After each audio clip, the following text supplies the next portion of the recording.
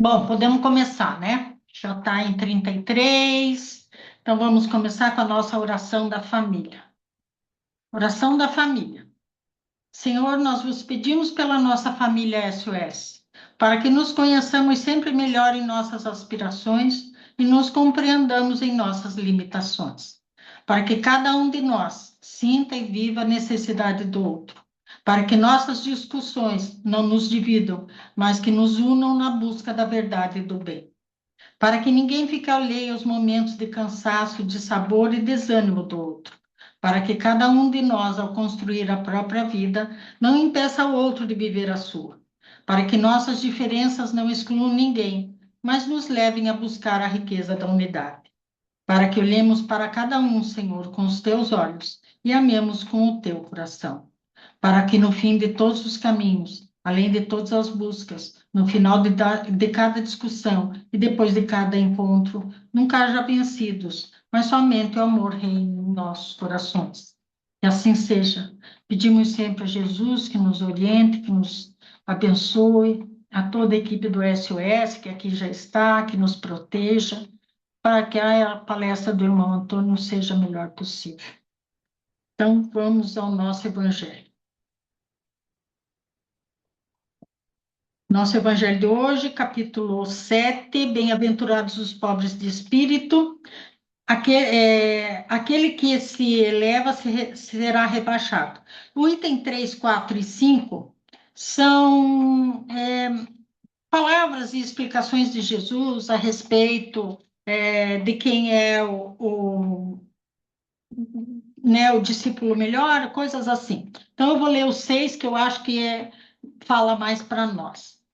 Estas máximas decorrem do princípio de humildade que Jesus não cessa de apresentar como condição essencial da felicidade prometida aos eleitos do Senhor e que ele formulou assim: Bem-aventurados os pobres de espírito, pois que o reino dos céus lhes pertence. Ele toma uma criança como tipo de simplicidade de coração e diz: será o maior no reino dos céus aquele que se humilhar e se fizer pequeno como uma criança. Isto é, que nenhuma pretensão alimentar a superioridade ou a infalibilidade. A mesma ideia fundamental se nos depara nesta outra máxima: seja vosso servidor aquele que quiser tornar-se maior, e nesta outra: aquele que se humilhar será exalçado, e aquele que se elevar será rebaixado. Aí tem a parte que fala sobre o espiritismo, que eu espero que todos nós tenhamos a possibilidade de ler. Se vocês me derem uns segundinhos, a gente já prossegue.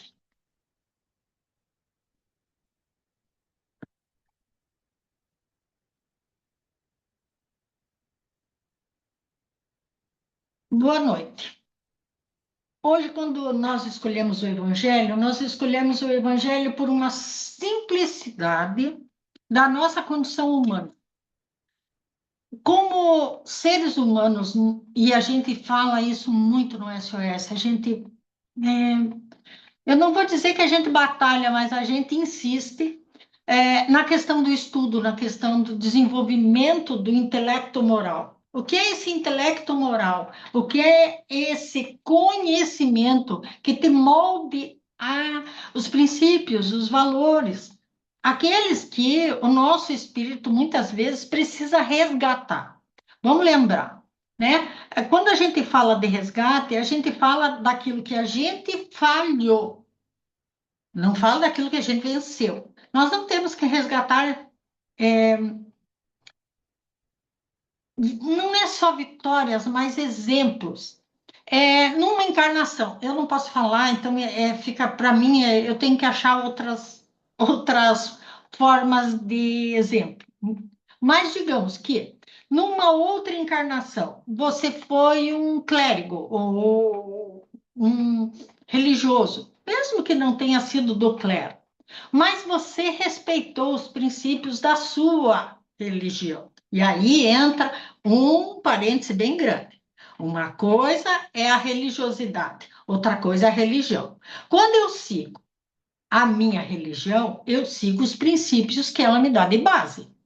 Então, eu não posso chegar no plano espiritual e ser cobrado de uma coisa que a minha religião me passou, mas que não estava muito correta. Não, eu vou ser cobrado. Se eu seguir os dogmas, as delicadezas da minha religião, naquela encarnação. Então, não existe o católico errado ou o protestante ignorante. Não. Ele seguiu aquilo a que ele foi ensinado. Então, da mesma forma que não se deveria moldar a religião de ninguém, nem a do negro que veio da África e que, né, dependendo da região que morava, tinha uma tradição religiosa, né? Tanto quanto o nosso índio brasileiro, que tinha na sua tribo uma conotação religiosa de crença, de paixão, de entendimento, de desenvolvimento de moral. Sem saber a palavra moral, sem saber a palavra princípio, mas de ser honrado, de ser de uma questão de respeito ao que lhe era ensinado. Então, quando a gente fala que nós, em algum momento, nas nossas encarnações passadas, nós tivemos um desenvolvimento moral dentro da nossa religião, nós podemos, depois, com outras encarnações, ter um desenvolvimento moral e intelectual. Passar a pensar nesta moral, passar a entender que aquilo que a minha igreja está colocando como parede pode não ser a verdade. E aí eu passo não a questionar a minha religião, mas sim a fomentar a minha religiosidade. É difícil? É complicado. Você vem de dogmas religiosos seríssimos. E a gente aqui estamos falando para brasileiro, certo? Brasileiro é um povo mais do que ecumênico. Da mesma forma que ele vai no terreiro de Umbanda, ele vai na igreja evangélica, ele vai no templo de Salomão, ele pode ir na mesquita e entrar numa sinagoga, porque para o brasileiro ele precisa da sensação, da espiritualidade interna. Ele precisa ser tocado pelas palavras, pelos aqueles ritos. Ele precisa descobrir dentro dele a sua religiosidade. Então, para o brasileiro ir batendo de porta em porta até achar qual é a religião que lhe cabe, é muito natural. É claro que a gente vai também pensar sempre na questão da tradição familiar, da cultura que ele traz familiar. E aí a gente tem que observar a região em que moram, e aí entra N fatores, e eu não estou aqui para dar aula de geografia hoje. Então, o que nós vamos pensar quando a gente fala no plano espiritual do trabalho que nós temos do intelecto moral? Ah, tá. Isso acontece bastante. Deixa eu fazer um parênteses aqui. Acontecia bastante hoje, graças a Deus, parece que quebramos isso. Quebramos, até parece que eu tomei partido, mas não foi. Mas a espiritualidade, principalmente, onde havia muito problema religioso, e eu não estou falando entre muçulmanos e judeus, israelitas, eu não estou falando, eu estou falando entre católicos e protestantes que brigavam na mesma cidade, que separou pai e filho na mesma casa, né? E foi uma guerra muito cruel, muito cruel. E as pessoas às vezes fazem de conta que não lembram, fazem de conta que não sabiam, né? A gente fala das cruzadas, e costumamos dizer, aqueles que estudam um pouco história, costumam dizer que os católicos invadiram, né? Eles foram invadidos primeiro. Vamos colocar a história no lugar, tá? A invasão e o massacre começou pelo muçulmano, tá? Não que o católico deveria ter se tomado de ira da forma como foi, mas que nem se chamava católico, era só cristão.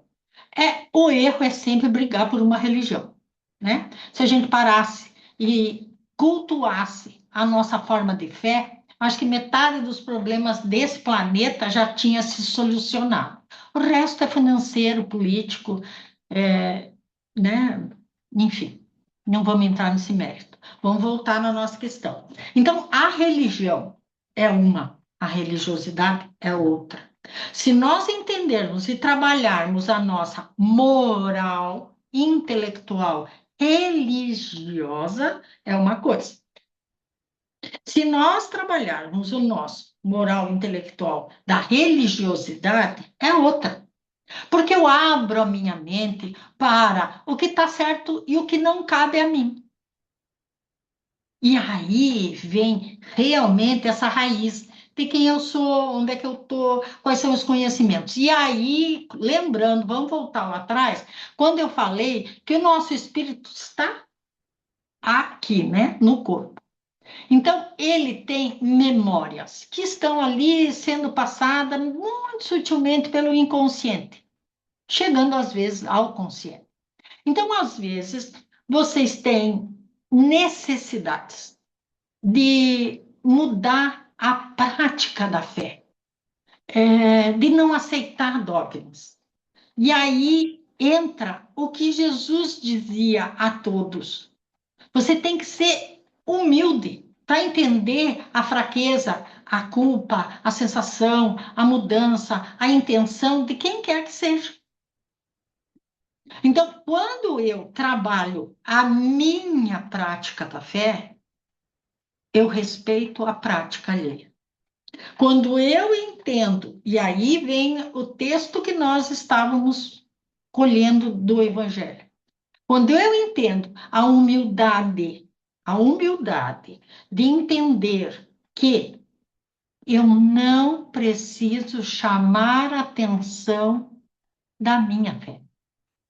Eu não preciso apregoá-la, porque cada um encontrará a sua fé no momento que ela lhe salvar.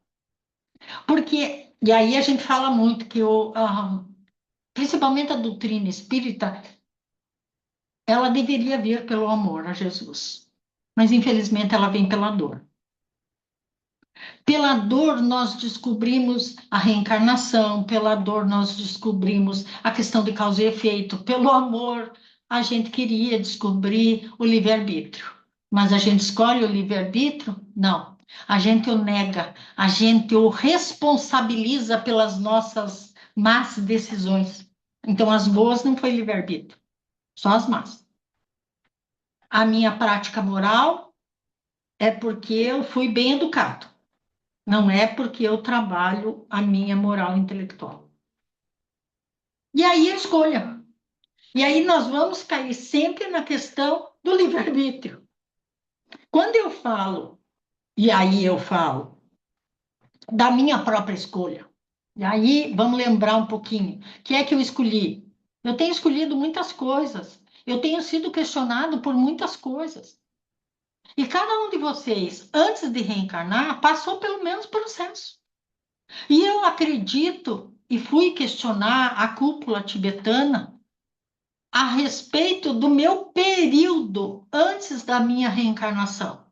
Como é que eles me deram esse período tão longo e me permitiram contar vocês? E aí veio uma benção, talvez mais para vocês do que para mim, mas porque eu posso exemplificar a vocês como foi a vivência de vocês antes da reencarnação. Eu posso dizer a vocês pelo que eu estou passando e vocês passaram por isso enquanto espíritos antes da encarnação que estão. E aí vem essa coisa das escolhas. Eu não estou sendo pressionado. Eu tenho um tempo para fazer as escolhas? Tenho, claro, tem que escolher tudo antes de reencarnar. Mas existem escolhas e escolhas. Existe a escolha anterior enquanto eu estou com a minha lucidez espiritual. E existem as escolhas quando eu estiver encarnado. que é o caso de vocês. Existem as escolhas que são importantes, por exemplo, qual família eu vou me inserir? Eu não posso deixar para escolher essa família quando eu tiver para reencarnar. E, na realidade, quando meus ancestrais reencarnaram, eles já tinham me questionado a respeito da minha posição para retornar com eles. Amigos, desconhecidos, alguns, credores, outros, mas apoiadores. Então, quando eles precisaram reencarnar, essa cúpula foi formada. Porque, e aí a ciência é maravilhosa. Nós somos genética, certo? Quando estamos encarnados.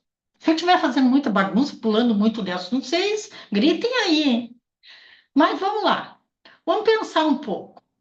Se eu sei, porque fui questionado, foi convidado a ser neto de fulano, de ciclano, de Beltrano e de Beltrana, filho de A e B. Como é que eu não sei que tipo de genética eu terei? Como é que eu ainda não aprendi a entender qual tipo de trabalho eu terei para com essa família? Qual será o papel que estou inserido nessa família?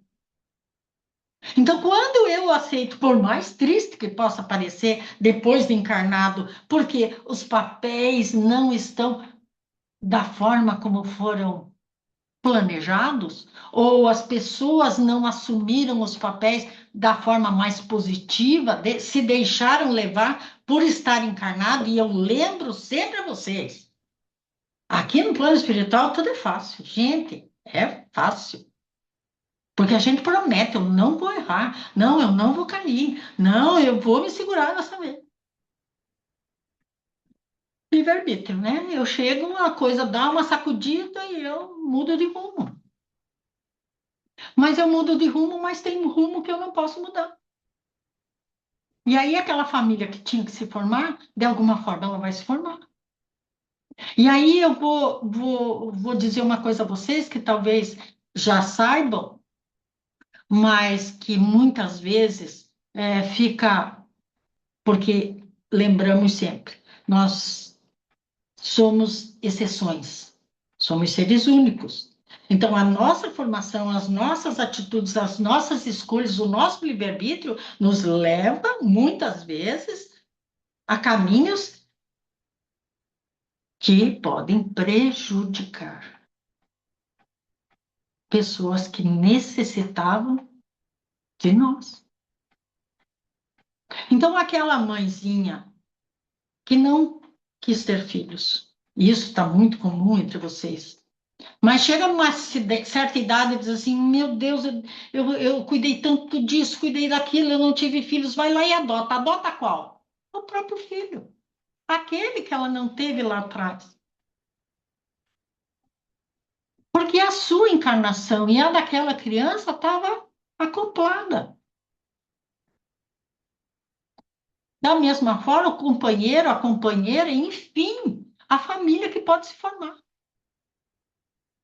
Então, não há aquele órfão.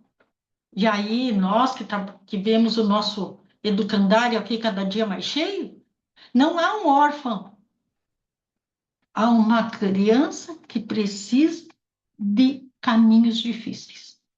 Há um espírito que precisa galgar caminhos de dores, de abandono, de solidão, de falta de estrutura.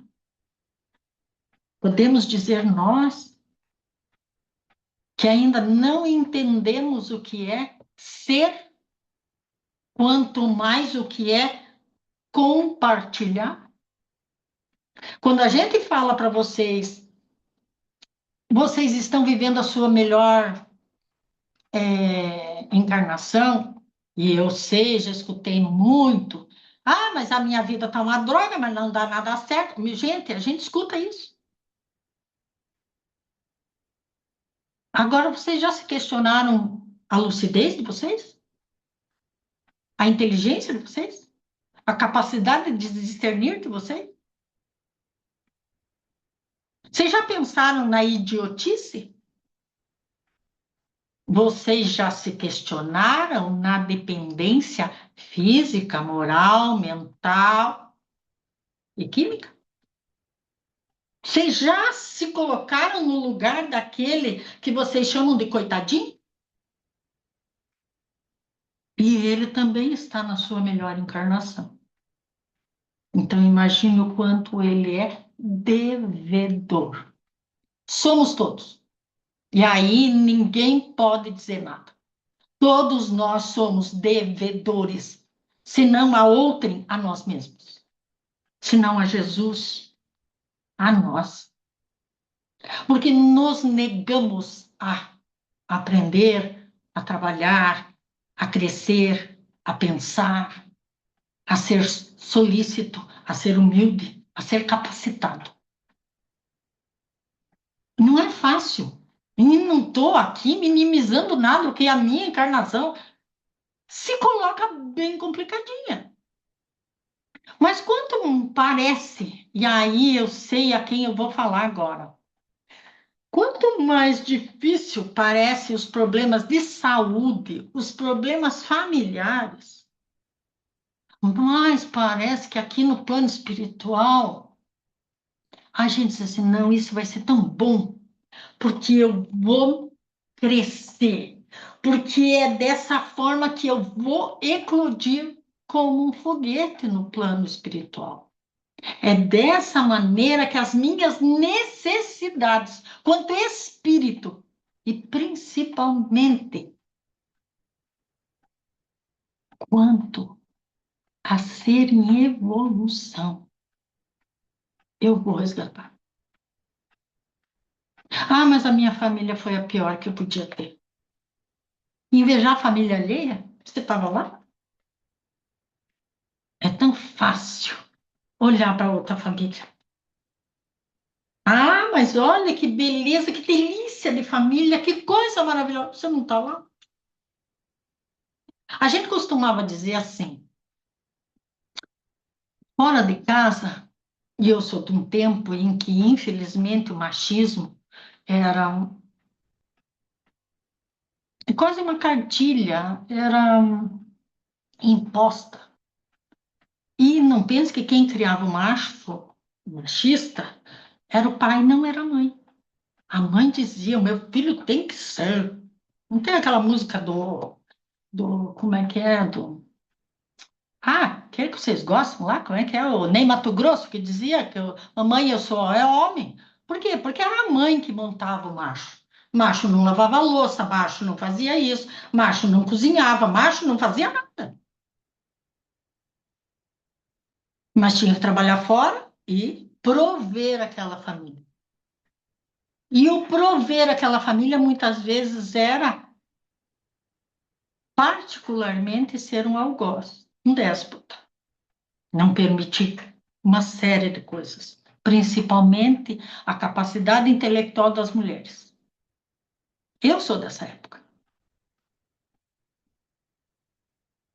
Eu fui professor, lembra? Eu tive duas irmãs analfabetas. Eu não pude alfabetizá-las.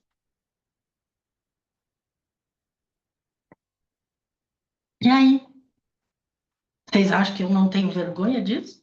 Vocês já acham que na época eu não me envergonhava disso? Era 1920, não era 1700. Então, vejam que nós temos uma família, ou temos uma estrutura familiar, ou temos uma associação familiar, de acordo com a necessidade desta encarnação em que vocês estão, em que eu estarei. Essas escolhas são principalmente para elevar a nossa capacidade de discernimento. Então tá, eu tive uma família muito burocrática, sem carinho, sem respeito, mútuo, sem muito toque. Eu, eu, a coisa era complicada, a situação era muito violenta. Eu tenho famílias de N fatores. E eu, como eu me saí, apesar desta família? Como é que quando eu criei a minha família, eu me portei? E como é que eu estou exemplificando o que eu sofri para que aquele que vem depois de mim não pereça do mesmo mal? Porque, vamos lembrar, nós somos muito, enquanto encarnados, muito experimento. A gente costuma dizer assim que a gente é um pouco massa de manobra, não é isso? Então, quando nós estamos sendo criados, nós também estamos vendo, ouvindo, sentindo, absorvendo ações não só de pai e mãe, pai e pai, seja o que for. Tem os amigos, tem os familiares, tem os colegas, tem vô e vó, tem tios. Às vezes tem até a babá, às vezes tem a professora. Agora que a criança vai com 6 meses para a escola, então, ela não é criada apenas, ela é criada por um grupo. Então, eu sei que o meu tempo está acabando, esse primeiro pedaço. Então, o que que acontece? Deixa eu só encerrar isso. O que é que acontece? Nós somos a somatória de todos esses momentos, ações, problemas, experiências e humores, educações, religiosidade. Então, se nós conseguirmos sair daquelas negativas que nós observamos, será que não estamos na melhor encarnação? Será que realmente não somos melhores? Não aprendemos um pouquinho mais? Acho que sim. Pensa aí um pouquinho. Enquanto vocês pensam aí, me dizem se tem pergunta, eu vou fazer a Tereza tomar uma água.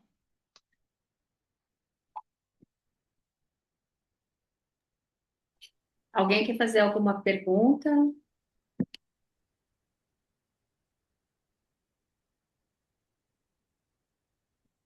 Vivi pode fazer. Não abriu o microfone. Aí. É, Fala.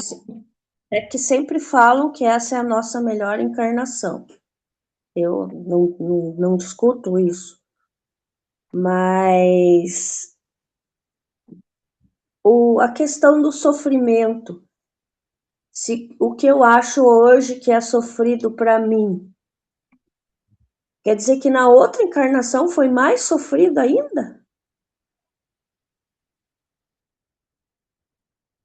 Porque eu fico pensando assim, para mim é extremamente difícil lidar com algumas situações, mas Sim. como foi na outra encarnação isso? Porque às vezes eu me sinto esgotada, parece que eu vou explodir e não consigo lidar com essa encarnação. Então, eu imagino como que foi no passado. É que no passado, Vivi, você tem que ter você tem que ter dois pensamentos. Primeiro, ninguém deve sofrer à toa. Ninguém deve procurar o sofrimento. Você não tem que buscar sofrer. Se você conseguir soluções que como é que se diz, se acomodem a você, ou sejam mais interessantes a você, é a melhor situação. Às vezes os problemas batem na nossa porta e nós não temos como fugir, certo? Então o que que acontece? Não é que na outra encarnação eu sofri mais. Eu posso ter feito sofrer muito. É aí que entra a parte difícil. Nós não fomos pessoas boazinhas. Nós falhamos para com as pessoas e falhamos principalmente com nós mesmos. Então, quando essa tua sensação, e aí é como eu te conheço, eu sei essa tua sensação de impotência para tomar uma atitude e mudar. Por quê? Porque não depende da tua inteligência, nem da tua moral, depende da atitude alheia. Certo? Uhum. A Vivi não tem problema. A Vivi sofre o problema dessa rede em que você está inserida. Eu aqui não vou entrar em detalhe, porque não é o caso, tá? Mas se você Uhum. pensar, qual é o problema que você, Vivi, tem? É verdade. Você entendeu? Por quê? Uhum. Porque você sofre, digamos, aqui eu vou dar um exemplo. Você tem um problema dentário, certo? Por que você Certo. tem esse problema dentário? Porque você arranja os dentes. Por que você arranja os dentes? Porque está nervosa. Por que você está nervosa? Porque o ambiente, porque a pessoa, porque a situação. É porque a Vivi que arranja os dentes? Não.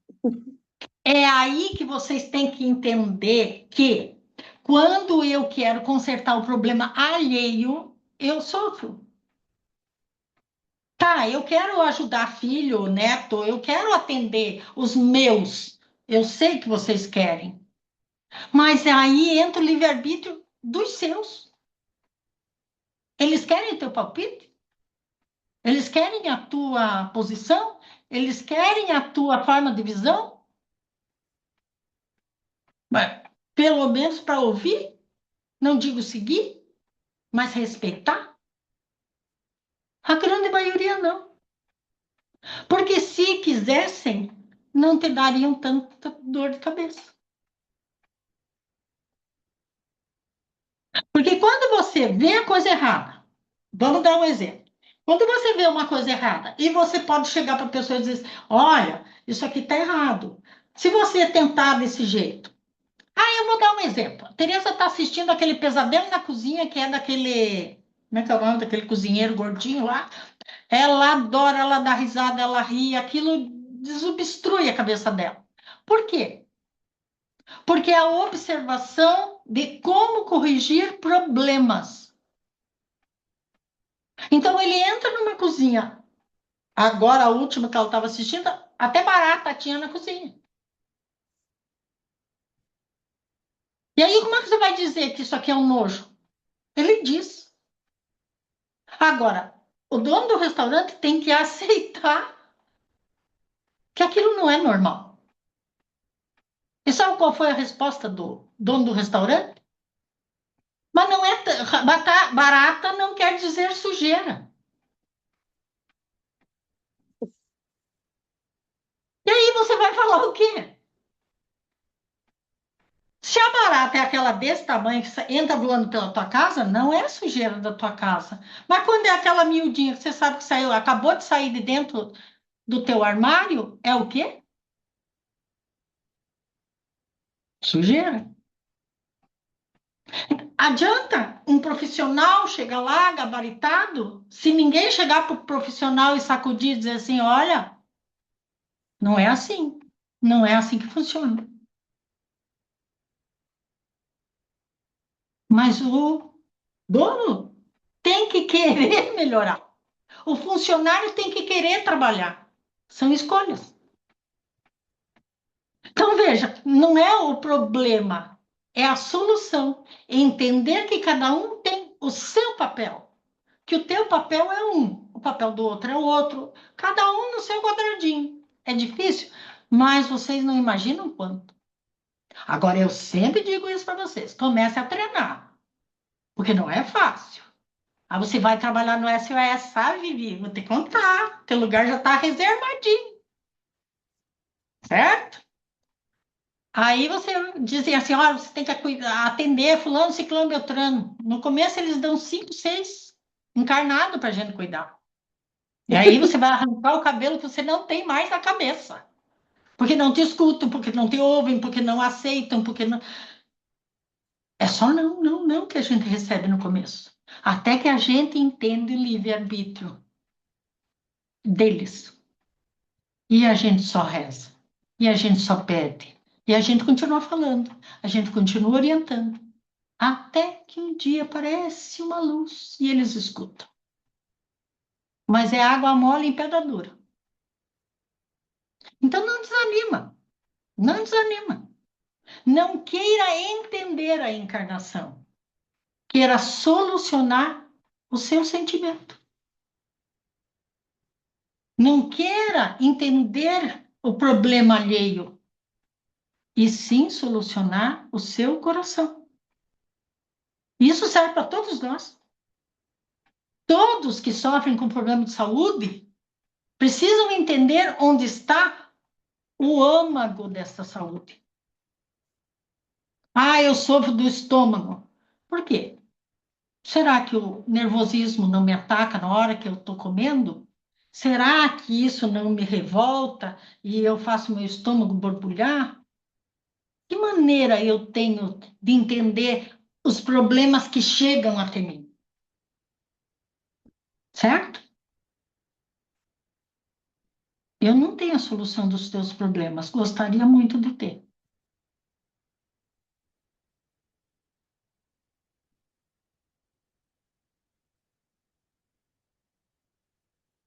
Certo, Vivi? Tá certo, obrigada. Mas daí, irmão Antônio, se você tivesse as soluções do problema, você teria intervindo também no nosso livre-arbítrio, né? E é por Às causa. vezes é outro problema, que é a mesma coisa que vocês agora. Vocês têm a solução do problema. Ó, eu vou dizer, vocês são ótimos. Porque assim, o fulano chega para vocês e diz assim, ah, porque eu estou sofrendo assim, assim, assim. Ah, faça isso, faça aquilo, blá, blá, blá, blá, blá. A solução do problema alheio, 100%. A gente sempre tem, mas não vale a pena. Porque o outro não entende da mesma forma que nós e principalmente não sente. O sentimento íntimo não é igual. O que para um é bobagem, para outro é sofrimento. O que para um é solução, para outro é problema. Então, nós realmente gostaríamos de ter a solução para intuí-los, porque solucionar o problema de vocês nós não podemos. O irmão Alfredo sempre dizia isso. Se eu ajudar vocês, e ele se metia um monte, e se metia feio, a gente sabe disso, cabides foram feitos, né? Situações foram mudadas. Resolveu alguma coisa? Não. Solucionou o problema? Não. Porque o livre-arbítrio é lei. Livre-arbítrio, causa e efeito, é lei. Eu posso dizer, olha, você vai... A mesma coisa que o tal do Google. Vocês põem no Google Maps lá, né? Não é assim? Pega um Uber. Eu estou ficando moderno agora. Pega um Uber. Você sabe que se ele dobrar à direita e cortar, vai ser mais rápido. Mas ele vai reto, porque no Google Maps dele lá, está dizendo para ele ir para aquele outro caminho. Não é livre-arbítrio dele? Vocês fazem a mesma coisa. A gente diz, ó, a solução é essa. Se você for reto, não vai dar certo. Você vai ter que tomar algumas atitudes no meio do caminho. Essas atitudes vocês vão tomar de acordo com vocês. E a nossa visão de problema é completamente diferente da de vocês. O que realmente a nós incomoda é a violência. É a violência íntima, a violência moral, a violência psicológica, a violência que vocês sofrem nessas, de receber essas redes sociais, né? É uma coisa que nos incomoda. Por quê? Porque nessa violência vem um obsessor, que pode ser seu e pode ser do vizinho, pode estar andando na rua. Mas como é que nós vamos dizer para vocês? Abram mão da modernidade. Abram mão do conhecimento, da informação. Não, né? Tem como discernir? Felipe, que está mais acostumado, tem como? Sim, mas é difícil. Por exemplo, eu não leio mais os comentários dos vídeos da firma, porque é melhor não ler. Tem quem responda. Então, beleza, não é meu trabalho. Meu trabalho vai até certo ponto, que é gravar. Dali pra frente não é meu. Então, se tiver algum comentário sobre a minha postura no vídeo e tal, eu nem sei. Melhor não saber. Mas é aí que está. É o cuidado que você tem com você. Uhum. Algumas coisas é bom saber. Um feedback é sempre bom ter. Mas de uma pessoa que você Sim. confie. Então, a gente tem um grupo interno onde os vídeos são postados antes e a gente dá alguns feedbacks, até mesmo eu comento, beleza, tal ponto eu gaguejei, podia melhorar, tal luz não tá legal e afins, para a gente ir corrigindo. Então a gente tem uma forma de ter esse feedback e é importantíssimo. E daí a gente pode digamos, literalmente se privar de receber o feedback externo. E daí a gente vai olhar a estatística do outro lado, né? Ah, beleza, tá convertendo ou não tá? Tá trazendo contatos, os leads que a gente chama hoje em dia, ou não tá? E Mas aonde você. eu consigo melhorar isso de acordo, daí eu vou lá, ponta. Eu não vou no cliente, que é quem pode estar num dia ruim e que não entendeu a informação, ou que acabou de comprar uma bike do concorrente que não tá entregando a mesma coisa, e daí tá irritado e vai falar uma besteira. Eu não preciso disso. Eu vou lá no nosso comercial final e falar, tá, como é que vocês estão recebendo os contatos, tá tendo informações claras, não tá? O que que a gente pode arrumar? A gente pula um meandro ali para Sim, se é blindar, sempre. literalmente. Deixa eu só tirar o volume aqui do negócio. É sempre importante a gente entender essa questão do feedback, né? Mas hoje eu estou falando de uma coisa mais negativa e palpável, né? Que é a informação. Roubaram, furtaram, mataram, corrupção, eleição e tudo que vem junto, e Copa do Mundo, Eu tive um e caso razoavelmente próximo esse final de semana, do o gringo, lá que trabalha na Scott Brasil, trabalhava, né? Que faleceu num acidente de carro.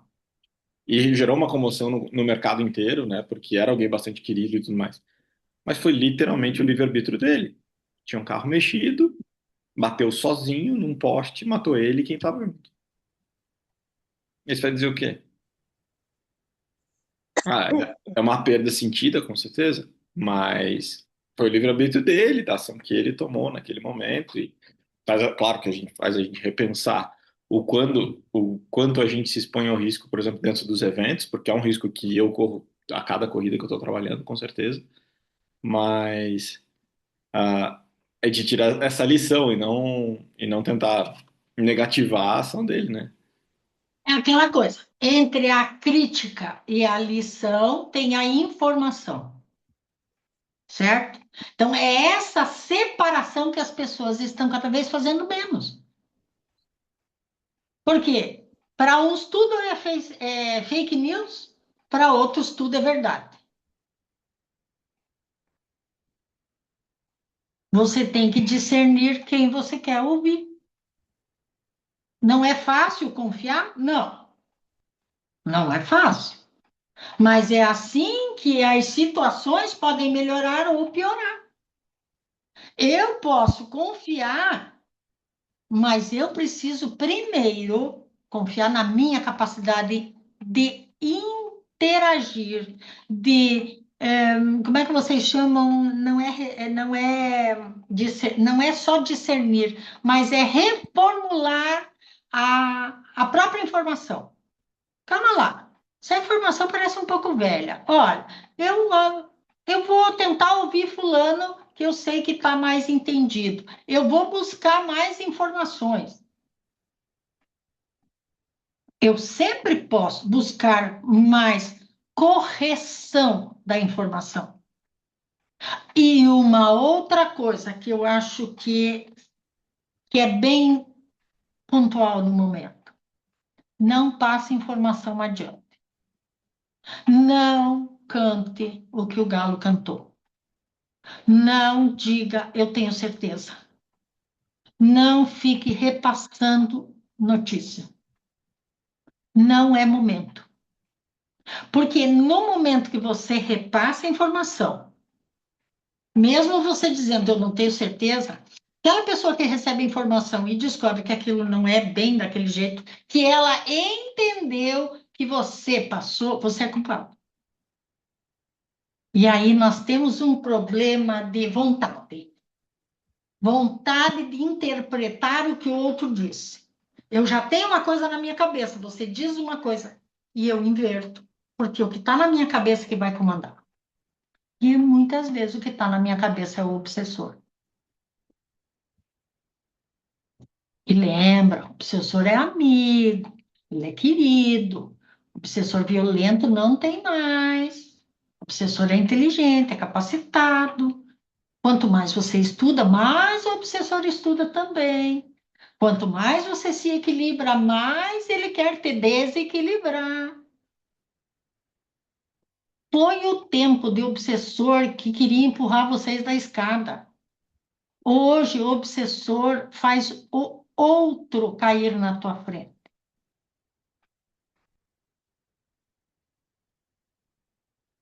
Difícil, né?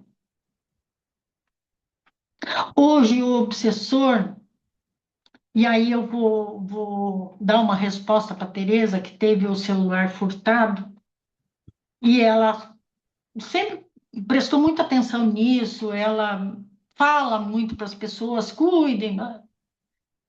E para ela aquilo foi um choque. Por quê? Porque ela entendeu que ela seria agredida. E pela primeira vez, ela teve medo de ser agredida. E aí caiu uma ficha. O mundo tem limites. E eu preciso respeitar o meu próprio.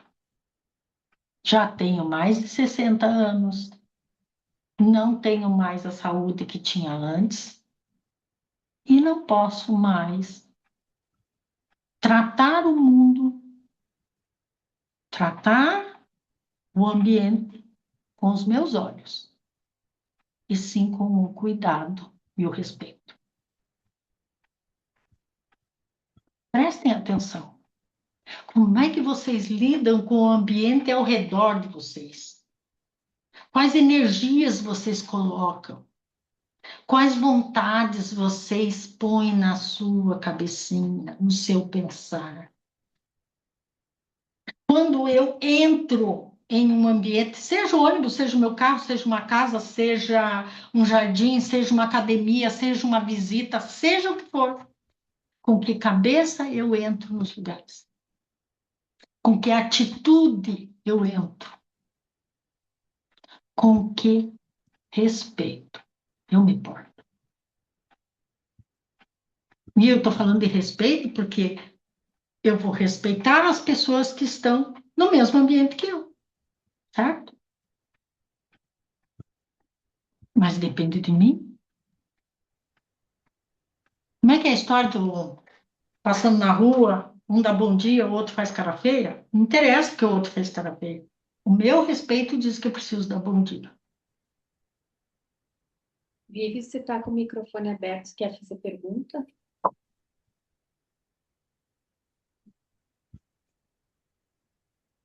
Não?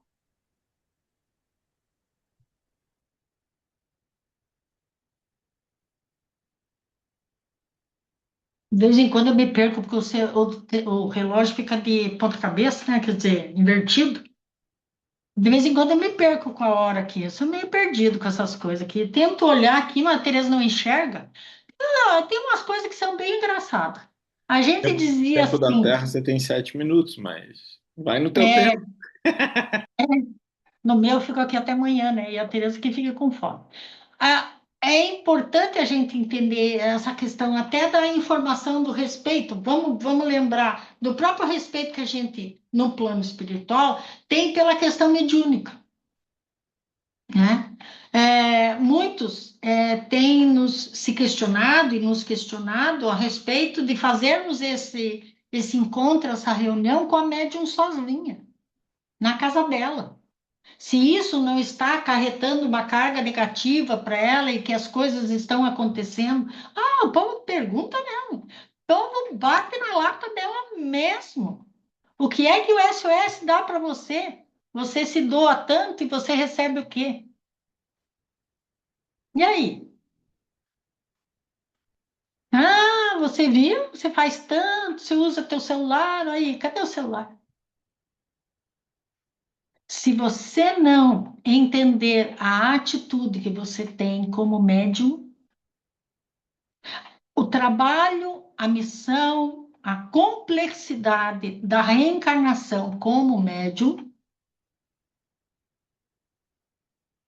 busque, peça, implore que a mediunidade seja fechada, pelo menos alterada. Porque mediunidade, seja a mais simples, que eu não acho que exista uma mediunidade simples, ela é missão, ela é trabalho, é comprometimento. E aqueles a quem a missão mais firme ou mais forte é dada, mais será cobrado. Não é assim? Não está no Evangelho? Está no Evangelho. Aquele que mais souber, mais será cobrado. E aí? Se eu não me entendo como médium, se eu não me respeito como médium, a espiritualidade pode ajudar, mas não vai poder sancionar. Nós não podemos intervir. Nós não usamos, e aí é uma questão do SOS. Nós não usamos o corpo do médium só se há um problema, só se há um tipo específico de espírito e médium.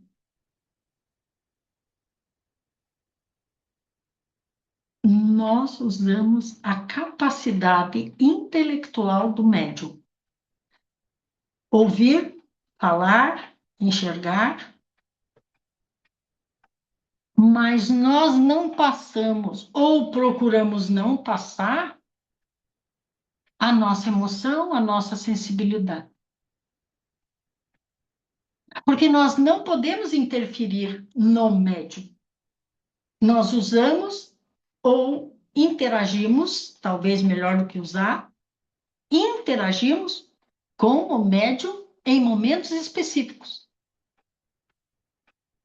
A Teresa está atravessando uma rua, o irmão Antônio não vai estar lá junto com ela, nem a Maria, nem o irmão. Está com ela o anjo da guarda e o guia espiritual dela. E ela ainda leva digamos assim, um probleminha que o guia espiritual dela é a Maria. E ela não está grudada na Teresa todo dia. Para ser bem franco, quase nunca. Então, o que acontece com a Teresa? Ela tem um outro mentor espiritual, muito chegado a ela, mas ele não interfere. É livre-arbítrio. Voltamos sempre ao livre-arbítrio. Então, dizer que é preocupante o médium fazer o trabalho sozinho, se o médium tem boa cabeça e entende o comprometimento, não. Se o médium leva isso como sacrifício, aí pode ser. Mesmo assim, depende das entidades que trabalham com ela. Muito mais preocupante é o que não se diz médium e faz tratamentos mediúnicos. mais preocupante é quem coloca, interfere, induz, interpreta mensagens espirituais sem o mínimo conhecimento da doutrina.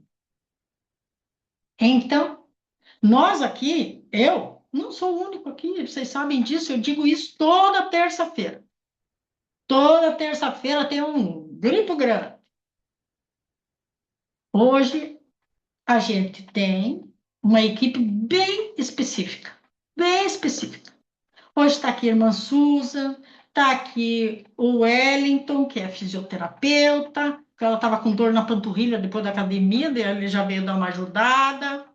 Está aqui o psicólogo dela, que eu não vou dizer o nome porque ela nunca chama ele pelo nome.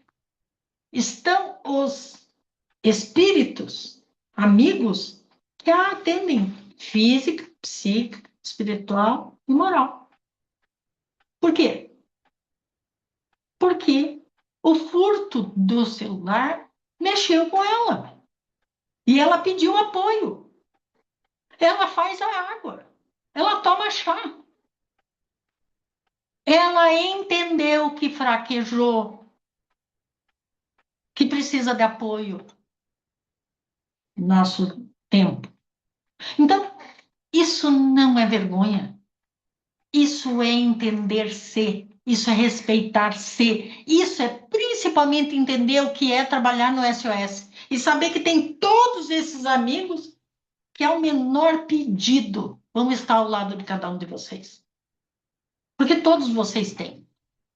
Todos aqueles que, de alguma forma, entram em contato com o SOS, tem enfermeiro, tem médico, tem psicólogo, tem, se precisar de acupuntura, tem, se precisar de fisioterapia, tem, se precisar de exames, que precisar. Alguns de vocês têm meu amigo Exu maravilhoso, extraordinário, que limpa qualquer demanda. Mas precisa pedir, né? Precisa ter nosso evangelho de hoje. A humildade para ser elevado. Ser humilde não é ser bobo.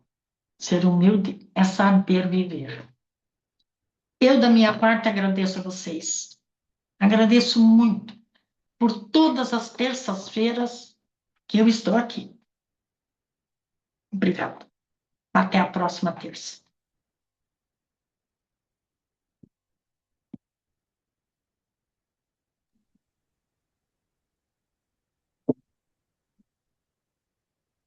Eu agradeço, é claro, me emociono saber, sentir, é claro, o acompanhamento durante esse período de repensar. Aqueles que me conhecem sabem que eu sou muito ligada no passado. Sou uma pessoa muito ligada no passado. E as fotos, para mim, são muito importantes. E aí era a primeira coisa que eu pensava, que eu ia ficar sem minhas fotos. Mas Deus é bom e eu vou poder resgatá-las algumas, talvez não todas, mas vai dar tudo certo. Porque eu tenho esse grupo comigo. Eu tenho quem me ajude, quem me apoie e quem me ilumine. Tenho o espírito da minha mãe e tenho Jesus. Sempre terei. Sempre. Obrigada a todos vocês pela paciência, pelo companheirismo. Até qualquer hora. Fica com Deus. E você esqueceu um detalhe. Você sempre fala e é levado a Nossa Senhora. E minha filha, aquele coração de mãe, põe qualquer um no seu colo, feito a Avó Maria, e acalenta, porque ela é uma mãe sem igual. Então, que Deus te abençoe.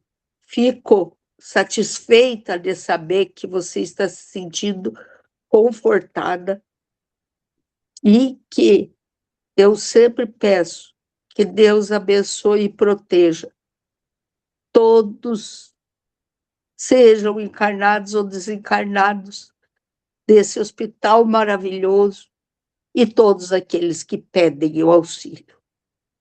Que Deus proteja, ilumine, guarde todos.